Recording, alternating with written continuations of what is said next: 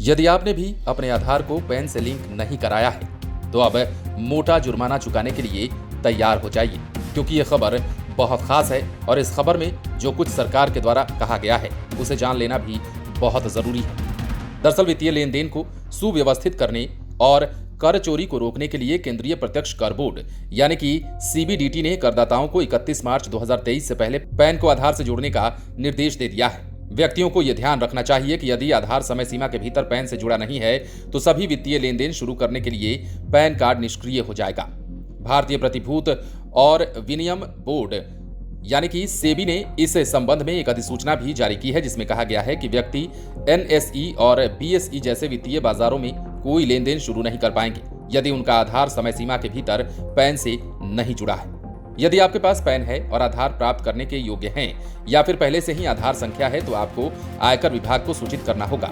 आप अपने पैन को अपने आधार से लिंक करके ऐसा कर सकते हैं। यदि आप पैन आधार लिंकिंग करने में विफल रहते हैं तो आपका पैन निष्क्रिय हो जाएगा। भारत सरकार के आयकर विभाग ने कहा है कि पैन के दोहराव के मुद्दे को हल करने के लिए आधार को पैन से जोड़ना बहुत अनिवार्य है। आईटी विभाग द्वारा उन मामलों की पहचान करने के बाद घोषणा की गई थी जहां एक व्यक्ति के पास कई पैन कार्ड थे या फिर जहां एक पैन नंबर कई व्यक्तियों को आवंटित किया गया था। यदि आधार पैन से जुड़ा हुआ है तो सरकार करदाताओं की पहचान सत्यापित कर सकती है, कर चोरी को रोक सकती है और कर कानूनों का अनुपालन सुनिश्चित भी करा सकती है। अब हम आपको आधार नंबर के बारे में बताते हैं। आधार कार्ड में भारतीय विशिष्ट पहचान प्राधिकरण यानी कि UIDAI की ओर से भारत में प्रत्येक नागरिक को जारी की गई एक विशिष्ट 12 अंकीय संख्या होती है। ये एक पहचान संख्या है जो बायोमेट्रिक्स और संपर्क जानकारी जैसे सरकारी डेटाबेस से कार्ड धारक के विवरण तक पहुंचने में मदद करती है। कोई भी व्यक्ति उम्र और लिंग के बावजूद भारत का निवासी होने के नाते स्वेच्छा से आधार संख्या प्राप्त करने के लिए नामांकन कर सकता है। नामांकन प्रक्रिया निःशुल्क है। एक बार जब कोई व्यक्ति नामांकन कर लेता है तो उनका विवरण डेटाबेस में स्थायी रूप से संग्रहित हो जाता है। एक व्यक्ति के पास एक से अधिक आधार संख्या नहीं हो सकती है, ये भी जान लीजिए। इसके अलावा ये सभी भारतीय नागरिकों के लिए अनिवार्य भी है। कुछ श्रेणियों के व्यक्तियों को आधार पैन लिंकिंग से छूट दी गई है। व्यक्तियों की कुछ श्रेणियां हैं जिनके लिए यह संबंध अनिवार्य नहीं है। वे नागरिक जो 80 वर्ष से अधिक आयु के हैं और आयकर अधिनियम के अनुसार अनिवासी हैं, और वे लोग जो भारत के नागरिक नहीं हैं लेकिन देश में रह रहे हैं, उन्हें आधार पैन लिंकिंग से छूट दी गई है।